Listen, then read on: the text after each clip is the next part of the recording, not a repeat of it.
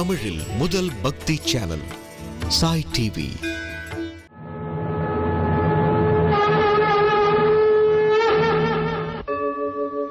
यदा यदा हि धर्मस्य ग्लानिर्भवति भारत अभ्युत्थानम् अधर्मस्य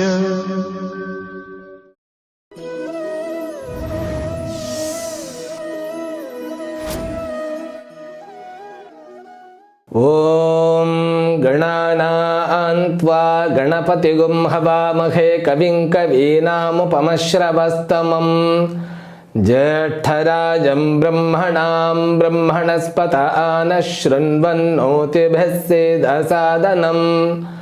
ओम श्री महागणाधिपतये नमो नमः। ओम प्रपन्नपारिजाताय तोत्रवेत्रैकपाणये ज्ञानमुद्राय कृष्णाय गीतामृतदुहे नमः। ओम மூர்த்தியெல்லாம் வாழி எங்கள் மோனகுருவாழி அருள் வார்த்தை என்றும் வாழி அன்பர் வாழி பராபரமே। ஓம் சர்வேப்யோ சத்குருப்யோ நமோ நமஹ। அனைத்து சாய் டிவியினுடைய நேர்களாகிய அன்புள்ளங்களுக்கும் என்னுடைய வாழ்த்துக்களையும் வணக்கங்களையும் தெரிவித்துக் கொள்கின்றேன். எல்லாம் வல்ல இறைவனுடைய பேரருளாலும் அம்பிகையினுடைய திருவருளாலும் நம் அனைவருக்கும் அனைத்து விதமான சௌபாகியங்களும் கிட்ட வேண்டும் என்கின்ற பிரார்த்தனையுடன் இன்றைய பகவத்கீதையை நாம் ஆரம்பிக்கின்றோம்.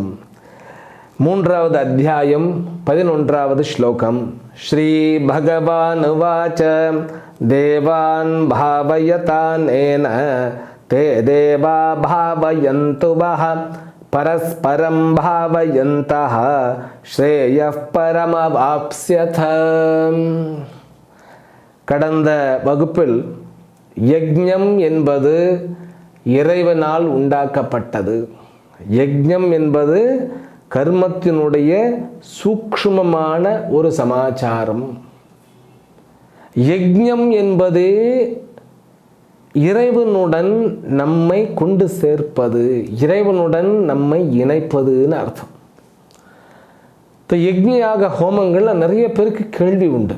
அதிலும் சில பேருக்கு கடவுள் கோட்பாடுகள் புரியலை அப்படின்னா அது அவர்களுடைய தவறு கிடையாது. அது காலத்தினுடைய கோலம்.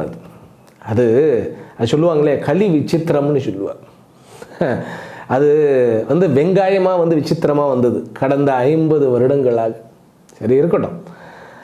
அது ஒரு வகையில் நன்மை தானே. நமக்கு எல்லாருக்கும் என்ன அப்படிங்கிறது புரியறது இல்லையா?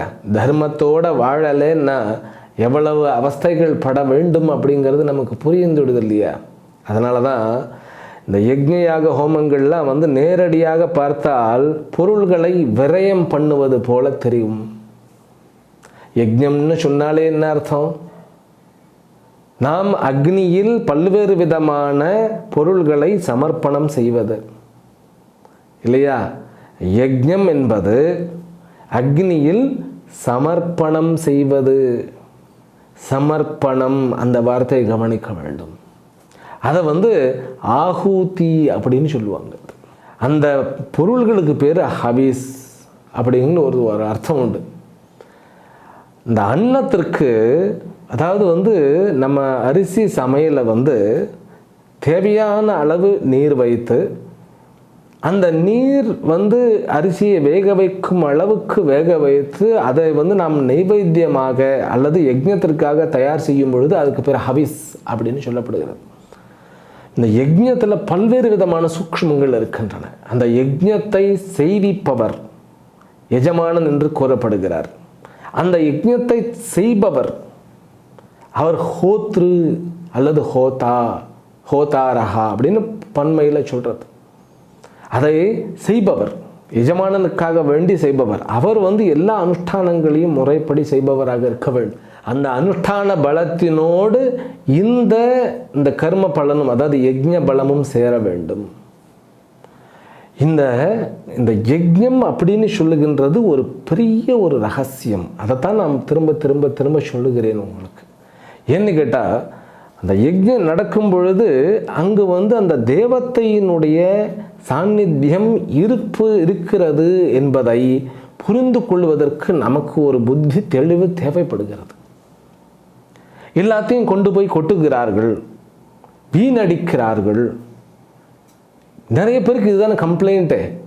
பால் அபிஷேகம் பண்ணினா அவ்வளவு பாலும் வீணாக போகிறதே அப்படிங்கிறது. ஆனால் அது உயிருள்ள ஒரு விக்கிரகத்தின் மீது அது அபிஷேகம் செய்விக்கப்படுகிறது அப்படிங்கிறது புரியறதில்லை. அந்த அபிஷேகம் அப்படிங்கிற வார்த்தைக்கு புரியறதில்லை. இவைகளெல்லாம் அனுஷ்டானம் என்கின்ற பெயர் பெறுகின்றன. நீங்கள் இது அபிஷேகமாகட்டும், அல்லது ஹோமம் ஆகட்டும், அல்லது நீங்கள் பண்ணுகிற சந்தியாவந்தனம் ஆகட்டும், சாதாரணமாக உட்கார்ந்து பகவத்கீதையை பாராயணம் செய்வதாகட்டும், இவைகளுக்கு அத்தனைக்குமே பெயர் அனுஷ்டானம் என்பது. அந்த அனுஷ்டானம் என்பது இறைவனை நோக்கி கட்டுவிக்கப்பட்டு இருக்கிறது. இவைகள்லாம் ஒரு கன்ஸ்ட்ரக்ஷன். அப்போ அந்த இறைவனை நோக்கி கட்டுவிக்கப்படுவது நம்முடைய பிரயோஜனத்துக்காக நாம் அந்த இறைவனை சார்ந்து அந்த இறைவனுக்கு கொடுக்கக்கூடிய, அந்த இறைவனுக்கு நாம் சமர்ப்பிக்கக்கூடிய அந்த கிரியைக்கு பெயர் தான் யஜ்ஞம்னு சொல்லப்படுகிறது. இதே பகவத்கீதையில் 4வது அத்தியாயத்தில் இந்த ஹோம குண்டத்தை வைத்துதான் யஜ்ஞம் என்பது அல்ல, ஹோமத்தை, அதாவது மந்திர ஜபம் ஒருவர் செய்தால் அந்த ஜபம் செய்பவரே ஹோமகுண்டமாக மாறுகிறார். அந்த ஜபத்தை தன்னுடைய அந்த ஆசை என்கின்ற அக்னியில் அவர் சொரிகிறார்னு சொல்லி வருகிறது. இன்னும் அதை தெளிவாக சொல்லணும் அப்படின்னா நம்ம 4வது அத்தியாயத்துக்கு போனால்தான் நமக்கு புரியும். அதுலேயும் பிரம்மார்ப்பணம் பிரம்ம ஹவிஹி பிரம்மாக்னௌ பிரம்மணாஹுதம் பிரம்மைவதேன கந்தவ்யம் பிரம்ம கர்ம சமாதினா அப்படின்னு ஒரு ஸ்லோகம், 24வது ஸ்லோகம்னு நினைக்கிறேன் 4வது அத்தியாயத்தில். அது ஞான பிரம்ம ஞான யஜ்ஞம் என்கின்ற ஒரு பெரிய சமாச்சாரத்தை சொல்றது. யஜ்ஞம் என்றால் தமிழில் வேள்வி அப்படின்னு சொல்கிறோம் இல்லையா? வேள்வி அப்படிங்கிற அந்த வார்த்தைக்கு அர்த்தம் பார்க்க வேண்டும் என்றால் அதற்கு நிகராக விளக்கப்பட்டிருக்கக்கூடிய கர்ம காண்டத்தை பார்க்கணும். இந்த கர்ம காண்டம் அப்படின்னு சொன்னாலே அந்த கர்மத்தை நமக்கு புரிய வைக்கக்கூடிய பகுதி அப்படின்னு அர்த்தம்.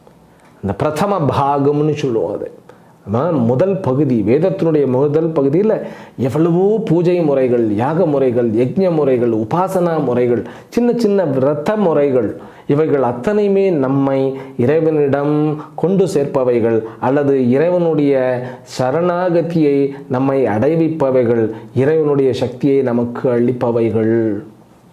அதனால் இந்த யஜ்ஞ யாக ஹோமத்தை முதல்ல கிரிட்டிசைஸ் பண்ணுறதை நிறுத்திடணும்.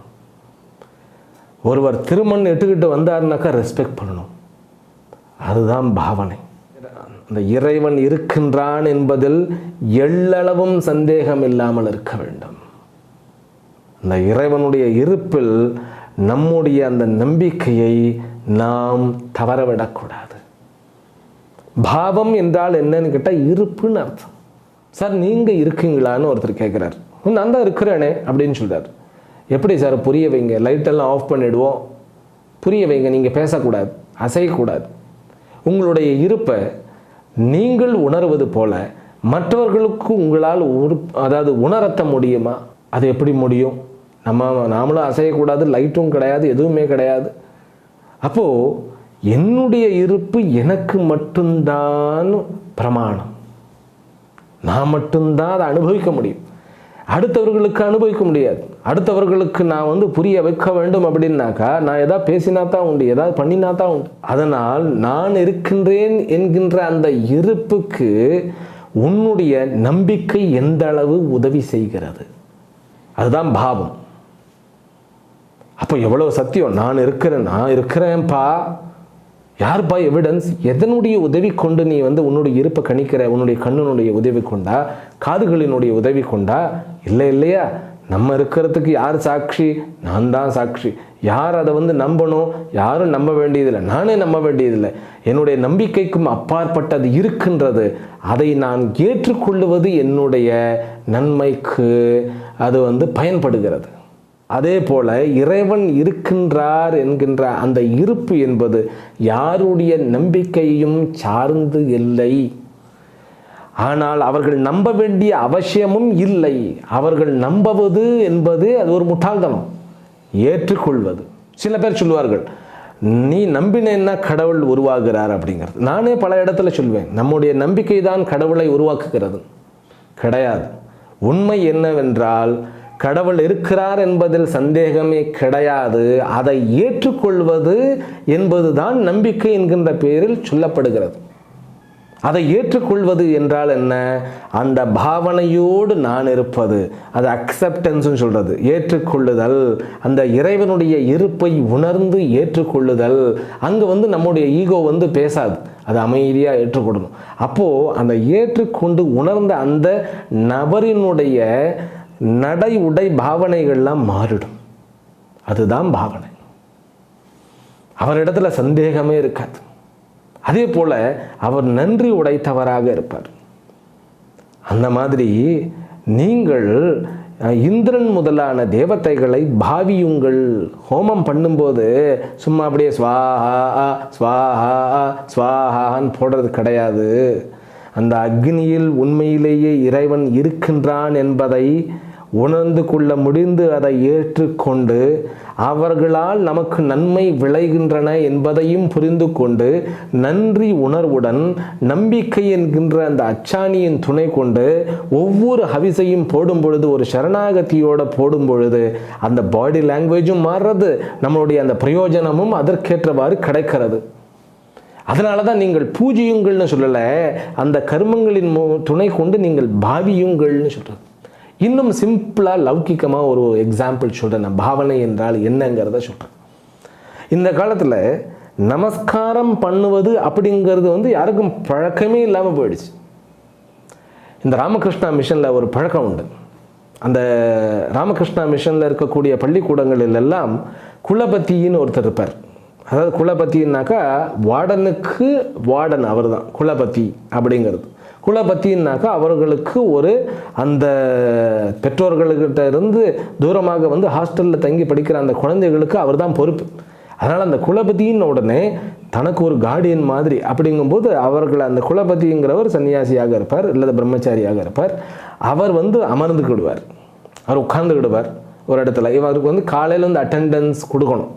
அந்த அட்டெண்டன்ஸில் உள்ளே ஐயா அப்படிங்கிறத எப்படி சொல்லணும்னு கேட்டால் சாஷ்டாங்கமாக நமஸ்காரம் பண்ணணும். அவருக்கு இறைவனுக்கு நமஸ்காரம் பண்ணுவதற்கு முன்பு குருவுக்கு நமஸ்காரம் பண்ணணும் இல்லையோ, அந்த குருவுக்கு நமஸ்காரம் பண்ணுவதற்கு முன்பு பெற்றோர்களுக்கு நமஸ்காரம் பண்ணணுமா இல்லையோ, அதற்கு பெற்றோர்கள் சொல்லி கொடுத்துருக்கணுமா இல்லையா? கிடையாது. முதல் நாள் வருகின்றான்னு வச்சுக்கோங்க, நமஸ்காரம் பண்ணுடான்னாக்கா பொத்துன்னு விழுவோம். அது கையை நீட்டு சாஷ்டாங்க நமஸ்காரம்னாக்கா அஷ்டாங்கங்களும் நமஸ்காரம் பண்ணணும்ப்பா அப்படின்னாக்கா குளிப்பான். சில பேர்லாம் இப்படி பண்ணுறது, இப்படி என்னது எப்படி பண்ணுறது? இந்த பாவனை என்பது நம்ம தேசிய கொடியை பார்த்த உடனே அந்த ஒரு மரியாதை வர்றது இல்லையா? அந்த தேசிய கொடியை பார்க்கும் பொழுது எத்தனை பேரினுடைய தியாகங்கள் அதில் இருக்கின்றன, எத்தனை பேரினுடைய அந்த ஒரு எதிர்காலத்தை பற்றிய அந்த ஒரு பாவனை அதில் தென்படுகிறது. அதனால தான் ஒருத்தர் அந்த அரசாங்கத்திலிருந்து சேவை செய்துவிட்டு ஒருத்தர் இறந்துட்டார்னா அவருக்கு ரெஸ்பெக்ட் பண்ணப்படுகிறது. அந்த கொடியை மேலே போடுறதே அது ஒரு ரெஸ்பெக்ட். அது பாவனை, தன்னுடைய பாவனையை காண்பிப்பதற்காக. அப்போது சாஷ்டாங்க நமஸ்காரம் பொத்துன்னு விழுவான் ஒவ்வொரு பயனும். நான் சொல்லுவேன், இது எதுக்கு, இது எக்ஸசைஸோட மோசமாக இருக்கிறது அப்படின்னாக்கா, இல்லை சுவாமிகளே, முதல்ல வளையணும். 5இல் வளையாதது 50இல் வளையாதுன்னு ஒரு பழமொழி இருக்கு இல்லையா? நம் பெரியவர்கள்லாம் ரொம்ப அழகாக சிம்பிளாக சொல்ல வேண்டியதை சொல்லிவிட்டார்கள். அப்போது விழுக விழுக என்ன ஆகும், அவனுக்கு ஒரு பழக்கம் வந்துடும். அதுக்கப்புறம் கொஞ்ச நாள் கழித்து அவன் தன்னுடைய திருமணம் எல்லாம் ஆன பிறகு கஷ்டங்கள் வரும் பொழுது இறைவனுடைய நம்பிக்கை ஏற்பட்டு அந்த நம்பிக்கையின் மூலமாக ஏதாவது நடந்ததுன்னா கோயிலில் போய் விழுவான் பாருங்க. அவன் சிறு வயதில் குலபதியிடம் விழுந்தது பொத்துன்னு வெறும் சரீரம் மட்டும்தான் விழுந்தது. இங்கே பார்த்தீங்கன்னா சப்த நாடியும் ஒடுங்கி தன்னை அப்படியே அர்ப்பணம் பண்ணுற மாதிரி விழுவான் பாருங்க. அதுதான் பாவனை. அதனால தான் முதல்ல கர்மத்தை பண்ணு, அப்புறம் பாவனை தன்னால் வந்துடும். ஒருவர் வந்து ரொம்ப ஹெல்ப் பண்ணிட்டார், உங்களை வந்து உயிரிலிருந்து காப்பாற்றி இருக்கிறார், இறக்கக்கூடிய தருவாயிலிருந்து ஒருவரை காப்பாற்றி இருக்கிறார். அந்த காப்பாற்றப்பட்டவர் காப்பாற்றியவரை சந்திக்கிறார். 1 மாதம் கழித்து அவர் சந்திக்கிறார். எப்படி சந்திப்பார்? அவருடைய நன்றியை எப்படி தெரிவிப்பார்? அவர் இப்படியா தெரிவிப்பார்? ஹாய் சார், பாய் சார், இப்படியே தெரிவிப்பார்? அவர் நமஸ்காரம் வந்து கையை கூப்பும் போதே கண்கள்லாம் கண்ணீர் வந்துடும், அப்படியே சரீரமே அப்படியே தாழ்ந்துடும் இல்லையா? அந்த நன்றி, அந்த தேங்க்ஃபுல்னஸ் வந்து அவ்வளோ அழகாக அந்த அந்த அந்த மனசு வந்து அந்த சரீரமே மாறிடும். அதுதான் பாவனை. அந்த ரெஸ்பெக்ட், அக்செப்டன்ஸ், அப்புறம் அது மட்டும் இல்லை, அதாவது ஒருவரை வந்து மரியாதை செய்வது, ஏற்றுக்கொள்வது, நன்றியுடன் இருப்பது, இது அத்தனையும் அதில் இருக்கும். அந்த மாதிரி ஹோமம் பண்ணும்போது ஹோமத்தினுடைய சாமானங்கள் முக்கியம், ஹோமம் செய்யக்கூடிய அந்த தந்திரங்கள், கிரியைகள் முக்கியம். ஆனாலும் கூட உள்ளுக்குள்ளே இருக்கக்கூடிய பாவனை முக்கியம். அகங்காரம் இருந்த பாவனை வராது. அகங்காரம், நான் இத்தனை கும்பாபிஷேகம் பண்ணியிருக்கேன், இவ்வளவு குடம் அபிஷேகம் பண்ணியிருக்கேன், 1008 குடம் அபிஷேகம் பண்ண வச்சிருக்கேன்னு அகங்காரம் இருந்தால் அங்கு பாவனை சுத்தமாக வராது. எங்கு பாவனை இல்லையோ அது பூஜை ஆகாது. அதனால தான் பாவயத்தங்கிற வார்த்தையை போடுகிறார் பகவான் கிருஷ்ணர் மிகவும் அழகாக. ஏன்னா அங்கே பாவனை தான் முக்கியம். வெறும் கர்மம் இருந்து பணம் செலவாயிடுச்சுன்னாக்கா அதில் பிரயோஜனம் வராது. அந்த பாவனை மிகவும் முக்கியம். யஜ்ஞ பாவனைன்னு சொன்னாரா இல்லையோ, இந்த யஜ்ஞத்திற்கு உண்டான பாவனை என்னன்னு கேட்டால், முதல்ல அதை ஏற்றுக்கொண்டு சரணாகதியுடன் அந்த தேங்க்ஃபுல்னஸ், அதாவது நன்றி கலந்த அந்த நம்பிக்கையுடன் இருப்பது பாவனை. அதோடு தான் யஜ்ஞம் பண்ணணும். அந்த யஜ்ஞம் அப்படி செய்யும் பொழுது கண்டிப்பாக தேவர்கள் நாம் கேட்டதை கொடுப்பார்கள். இந்த ஸ்லோகம்தான் அதற்கு ஒரு சான்று. இந்த ஸ்லோகமும் அடுத்த ஸ்லோகமும் நம்ம யஜ்ஞம் பண்ணினா கண்டிப்பாக பலன் உண்டு. அது நீங்கள் பண்ணி பாருங்க தெரியும். என்னுடைய வாழ்க்கையிலேயே பல பேருக்கு நான் சஜஷன் கொடுத்து அவர்களுக்கெல்லாம் நடந்திருக்கின்றன. பல பேருக்கு, நூற்றுக்கணக்கான பேருக்கு அந்த யஜ்ஞம் அப்படிங்கிறதுக்கு அவ்வளோ ஒரு சக்தி இருக்கிறது. ஆனாலும் கூட 12வது அத்தியாயத்தில் வந்து எவைகளை எல்லாம் யஜ்ஞங்கள் என்று ஏற்றுக்கொள்ள முடியும்னு சொல்லுகிறார். அப்புறம் 10வது அத்தியாயத்தில் பகவான் கிருஷ்ணரே சொல்லுகிறார், யஜ்ஞானாம் ஜப யஜ்ஞோஸ்மி அப்படிங்கிறார். யஜ்ஞங்களுக்குள் நான் ஜப யஜ்ஞமாக இருக்கின்றேன் அப்படின்னு அவரே சொல்லுகிறார். அதனால் யஜ்ஞம் என்பது இது வந்து ரிஃபைன்டு கர்மா, அது வந்து ப்ரூவ்டு ஒன். இதை வந்து யாரும் ப்ரூவ் பண்ண வேண்டிய அவசியமே கிடையாது.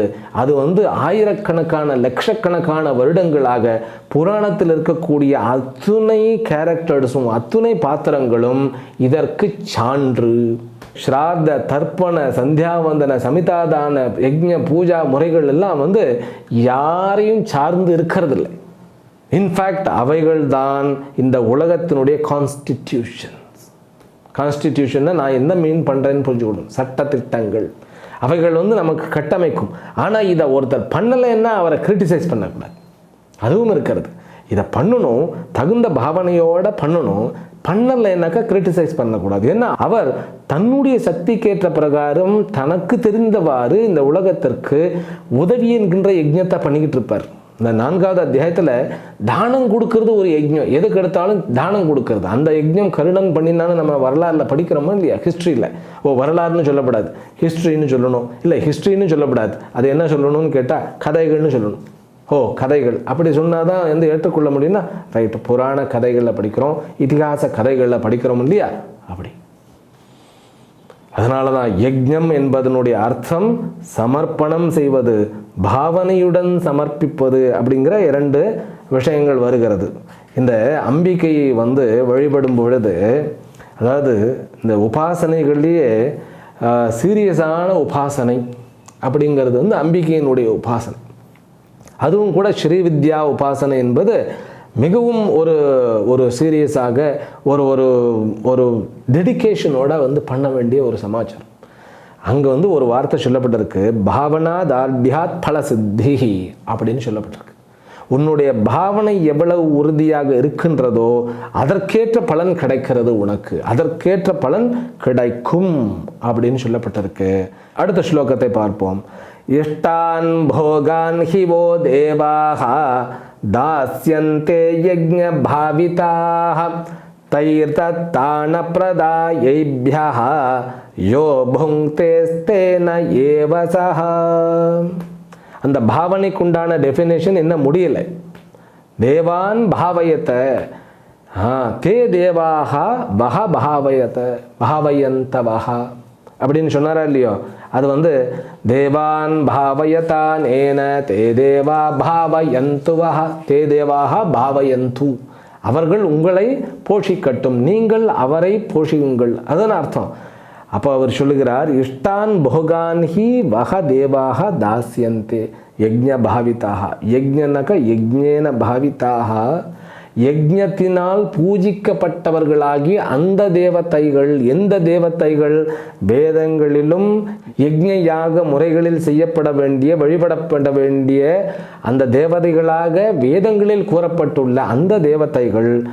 நீங்கள் உங்களால் விரும்பப்பட்ட, எதற்காக நம்ம ஹோமம் பண்ணினோமோ யஜ்ஞம் பண்ணினோமோ அந்த விஷயங்களை கண்டிப்பாக தருவார்கள். இதில் என்ன டவுட் அப்படின்னு கேட்டால், ஒன்றும் தர்ற மாதிரி தெரியலையே அப்படின்னாக்கா எங்கேயோ ப்ராப்ளம் ஏற்பட்டிருக்குன்னு அர்த்தம். நான் பணம் செலவு செய்யும்போது ஈகோவோடு இருக்கக்கூடாதுங்கிறது அதுதான் இருக்குது. அதே மாதிரி அந்த யஜ்ஞ பாவனையோடு அந்த சரணாகதியோடு செய்ய வேண்டும், நன்றி கலந்த உணர்வோடு செய்ய வேண்டும், அதாவது ஏற்றுக்கொண்ட மனப்பான்மை அக்செப்டன்ஸோடு செய்ய வேண்டும். இறைவன் இருக்கிறானா இல்லையான்னு கொஞ்சம் டவுட்டு அங்கே இருந்ததுன்னு வச்சு விடுங்களேன். இந்த பெண்டுலம் ஆடும் இல்லையா இந்த கடிகாரத்தில், அந்த காலத்தில் கடிகாரமெல்லாம் சுவர் கடிகாரத்தில் பெண்டுலம் ஆடும், இங்கே இங்கே இங்கே ஆடும். ஏதோ ஜோசியர் சொல்லிட்டார் நான் பண்ணிட்டேன் அப்படிங்கிற பேரில் பண்ணினா அங்கே பிரயோஜனம் முழுமையாக இருக்காது. ஆனால் அந்த கர்மத்திற்கு பிரயோஜனம் கண்டிப்பாக உண்டு. அதுதான் சாஸ்திரத்தினுடைய இந்த மெசேஜ். கர்மத்திற்கு பலன் கண்டிப்பாக உண்டு. இந்த கர்மத்திற்கு பலனெல்லாம் பிரயோஜனம்லாம் வெளியில் தெரியாது. வெளியில் என்ன தெரியும்னு கேட்டால், யஜ்ஞத்தில் போட்ட உடனே எல்லா சாமானங்களும் என்ன ஆகிடும், எல்லா பொருள்களும் அனைத்து பொருள்களும் சாம்பலாக போய்விடும். அந்த சாம்பலை திருநீராக பூசி கொள்வதும் உண்டு. ஆனாலும் கூட அந்த சாம்பலாக போனதான் பிரயோஜனமாக தெரியுமே ஒழிய, பேங்க் பேலன்ஸ் கொஞ்சம் குறைஞ்சி எடுத்துங்கிறது தான் பிரயோஜனமாக தெரியுமே ஒழிய, அதனுடைய பிரயோஜனங்கள் பிற்காலத்தில் நம்முடைய வாழ்க்கையில் ஏற்படுகின்றன அப்படிங்கிறத கவனிக்கிறதுக்கு நமக்கு இன்னும் கொஞ்சம் புத்தி சாதுரியம் வேண்டும். அதைத்தான் சொல்லுகிறார், இஷ்டான் போகான் ஹி வஹா தேவாகா தாஸ்யந்தே. உங்களுக்கு வஹான உங்களுக்கு, நீங்கள் இச்சித்த உங்களால் விரும்பப்பட்ட அந்த பலன்களை கண்டிப்பாக அந்த தேவர்கள் கொடுப்பார்கள். அப்படி அவர்கள் கொடுக்கின்ற அந்த பலனை இங்கே பார்த்து கொடுங்க.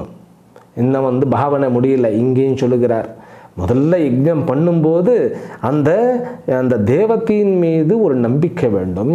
அந்த நம்பிக்கை ஏற்றுக்கொள்ளல் அக்செப்டன்ஸோடு இருக்கணும். பிறகு கர்மத்தை செய்யும் பொழுது அப்படியே சரணாகதியோடு செய்யணும். அதுவும் அகங்காரத்தோடு செஞ்சிடக்கூடாது. ஆனால் நமக்கு எப்படின்னு கேட்டால், செலவு ஆயிடுத்துன்னு வச்சுக்கோங்களேன். ஒருத்தர் தன்னுடைய பொண்ணுக்கு கல்யாணம் பண்ணி வைக்கிறார். அவருக்கு கொஞ்சம் அந்த உழைச்சி மேலே வந்தவர். ஏன்னா உழைப்புங்கிறது அது ஒரு பெரிய ஒரு சமாச்சாரம் இல்லையா. உழைப்பு எல்லாரிடத்துலையும் இருக்கிறது இல்லை. அந்த உழைப்பு சரியான உழைப்பு உழைத்து மேலே வந்தவர். அதனால் கொஞ்சம் என்ன ஆகிட்டாருன்னு கேட்டால், இந்த பணத்தினுடைய அந்த இருப்பு மேலே டிபெண்ட் ஆகிட்டார், சார்ந்துட்டார். பணம் தான் அத்தனையும் அப்படின்னு முடிவு பண்ணிட்டார். பணம் தான்ப்பா வாழ்க்கை அப்படின்னு முடிவு பண்ணதுனால தன்னுடைய குழந்தைக்கு கல்யாணம் நல்ல இடத்துல வரன் பார்த்து கல்யாணம் எல்லாம் பண்ணி எல்லாரும் கல்யாணத்தன்று திருமணம் முடிஞ்சு எல்லாம் சாப்பிட்டு கொண்டு இருக்கும் பொழுது அந்த அம்மா சொல்லுகிறது, போய் கொஞ்சம் எல்லாரையும் கொஞ்சம் உபசரிங்கோ அப்படின்னு. இவர் போகிறார். அங்கே போன உடனே அந்த கல்யாண சாப்பாடு எல்லாரும் பரிமாறுறதை பார்த்துட்டு, எல்லாருக்கும் எது பரிமாறுதுன்னா, பரிமாறும்போது எப்படி பரிமாறணும், திருமணத்தில் எப்படின்னாக்கா நல்லா எடுத்து பரிமாறணும் இல்லையா. அவர் பார்த்த உடனே ஒரு மாதிரி ஆகி ரூமில் போய் கதவை சாத்திட்டார். அந்த அம்மா ஏன் இப்படி பண்ணுறீங்க, நீங்கள் போய் எல்லாருக்கும் அந்த உபசரிங்க, மற்றவர்களுக்கு எதாவது சாப்பிடுங்கன்னு சொல்லுங்க அப்படின்னு உடனே போய் நல்லா சாப்பிடுங்க, நெய் கிலோ 600 ரூபாய் தான், நல்லா சாப்பிடுங்க. இது உண்மையாக நடந்ததுன்னு நான் சொல்ல வரல, இப்படி ஒரு கதை இருக்கு. நல்லா சாப்பிடுங்க, நெய்யை ஊற்றி சாப்பிடுங்க, நெய் கிலோ இத்தனை ரூபாய் தான், நல்லா சாப்பிடுங்க, பருப்பு இவ்வளவு தான் இப்படின்னு சொன்னால் அங்கே என்ன பாவனை இருக்கிறது. அப்போது சமர்ப்பணம் பண்ணும்போது அது வேதத்திலே சொல்லியிருக்கு. ஸ்ரீயாத் ஏயம் ஹ்ரியாத் ஏயம் சம்பிதாத் ஏயம் அப்படின்னு சொல்லப்பட்டிருக்கு. எப்படின்னு கேட்டால் வெக்கத்தோடு கொடுக்கணுமா, பயத்தோடு கொடுக்கணுமா, மரியாதையோடு கொடுக்கணுமா. நம்ம கொடுக்கும்போது அம்பாளுக்கு, அதாவது எந்த ஹோமத்தில் போட்டாலும் அந்த ஹோமத்தில் வந்து சமர்ப்பணம் பண்ணும்பொழுது நம்மளால் இவ்வளவு தான் பண்ண முடிஞ்சது, இன்னும் நிறைய பண்ணணுமே அப்படின்னு கொடுக்கணுமா. அந்த அளவில் கொடுக்கும் பொழுது அப்படிலாம் கொடுத்து பிரயோஜனம் வருது இல்லையா, அந்த பிரயோஜனத்தை நான் மட்டும்தான் அனுபவிக்கணும்னு யார் நினைக்கின்றானோ, அப்படி யார் அனுபவிக்கின்றானோ தைஹி தத்தான் யஹா அப்ரதாயைப்யா புங்க்தே, அவர்களால் கொடுக்கப்பட்ட அந்த பிரசாதங்களை ஒருவன் மற்றவர்களுக்கு பங்கிட்டு கொடுக்காமல் தான் மட்டுமே எவன் ஒருவன் அனுபவிக்கிறானோ அவன் திருடனுக்கு சமானமாகின்றான். எப்படி? தேன ஏவ சஹா, திருடனுக்கு சமானமாகின்றான். அது என்ன சார்? அது என்னுடைய பணத்தை போட்டு நான் யஜ்ஞம் பண்ணினேன், அந்த எஜமான அந்த பண்ணி வைத்த அந்த ஹோத்தர்களுக்கெல்லாம் அந்த சாஸ்திரிகளுக்கெல்லாம் நான் தான் தட்சிணை கொடுத்தேன். அப்போ இது எனக்காக பண்ணப்பட்ட யாக யஜ்ஞ ஹோமம். ஆனால் வந்து எனக்காகப்பட்ட ஹோமத்தை வந்து எனக்காக செய்யப்பட்ட அந்த ஹோமத்தினுடைய பலனை நான் அனுபவித்தா நான் எப்படி திருடனாவேன் அப்படின்னா, அதுதான் சாஸ்திரத்தினுடைய ப்ராப்பரான டீச்சிங். ஏனென்றால் இந்த யஜ்ஞத்தை செய்விப்பதற்கு பணம் மட்டும் கொடுப்பது பத்தாது. இதெல்லாம் இந்த ரகசியங்கள். பலன் ஏன் ஏற்படவில்லைன்னு நமக்கு நிறைய அதை வந்து புரிந்து கொள்ளாமல் சொல்கிறோம் இல்லையா, மிஸ்டேக் அங்கே இல்லை, மிஸ்டேக் நம்மக்கிட்ட இருக்கிறது. எல்லாருக்கும் நன்மை நடக்க வேண்டும், அதை கேட்கும்போதே அனைவருக்கும். அதனால தான் நீங்கள் பார்த்தீங்கன்னாக்கா எல்லா இடத்திலும் வந்து அதாவது வந்து லோக க்ஷேமார்த்தே அப்படின்னு போட்டிருக்கும். எங்கே ஹோமம் பண்ணினாலும் அதாவது லோக கல்யாணார்த்தே லோக க்ஷேமார்த்தே, உலக நன்மையின் பொருட்டு இந்த ஹோமம் செய்யப்படுகிறதுன்னு இருக்கும். அப்போ தான் எல்லாரும் நன்மையாக நல்ல விதமாக வாழ்ந்தால்தான் எனக்கும் நன்மையும் கிட்டும், நல்ல விதமான வாழ்க்கையும் வந்து அமையும். இதெல்லாம் வந்து எழுதப்படாத சட்டத்திட்டங்கள். வேதத்தில் வந்து எவ்வளவு ஸ்ட்ரிக்டாக சொல்லப்பட்டிருக்கு. உன்னுடைய பணத்தில் உன்னுடைய சொத்தில் நீ பண்ணினாலும் கூட நீ மட்டும் அனுபவிக்க வேண்டும் என்று நினைத்தால் நீ திருடன் என்றே கூறப்படுவாய் அப்படின்னு சொல்லிடுது. இது எவ்வளோ பெரிய வார்த்தை. அதுவும் வந்து வேதத்தை வந்து நம்பிக்கை வைத்து அதில் பண்ணவருக்கு இப்படி ஒரு வார்த்தையா, ரொம்ப கஷ்டமாக இருக்கிறது இல்லையா. அவர் சொல்லுகிறார் ஏன் என்பதை அடுத்த ஸ்லோகத்தில் சொல்லுகிறார். அதை நாம் அடுத்த வகுப்பில் பார்ப்போம் என்று கூறி, எல்லாம் வல்ல அம்பிகையினுடைய பேரருளாலும் சுவாமி யோகஸ்ரீ அமிர்த மிருத்யுஞ்சயேஸ்வரருடைய திருவருளாலும் நம் அனைவருக்கும் அனைத்து விதமான சௌபாகியங்களும் லட்சுமி கட்டாட்சங்களும் கிட்ட வேண்டும் என்கின்ற பிரார்த்தனையுடன் இந்த உரையை இத்துடன் நிறைவு செய்கின்றேன். ஹரிஹி ஓம். ஸ்ரீ குருப்யோ நமோ நமஹ. ஓம் பூர்ணமதః பூர்ணமிதம் பூர்ணாத் பூர்ணமுதச்யதே பூர்ணஸ்ய பூர்ணமாதாய பூர்ணமேவாவசிஷ்யதே. ஓம் சாந்தி சாந்தி சாந்தி. ஹரிஹி ஓம். ஸ்ரீ குருப்யோ நமஹ. ஹரிஹி ஓம். சாய் டிவி நிகழ்ச்சிகள் உங்களுக்கு பிடிச்சிருக்கா? லைக் பண்ணுங்க, ஷேர் பண்ணுங்க, கமெண்ட்ஸ் பண்ணுங்க, சப்ஸ்கிரைப் பண்ணுங்க, பக்கத்தில் இருக்கிற பெல் சிம்பலை பிரஸ் பண்ணுங்க.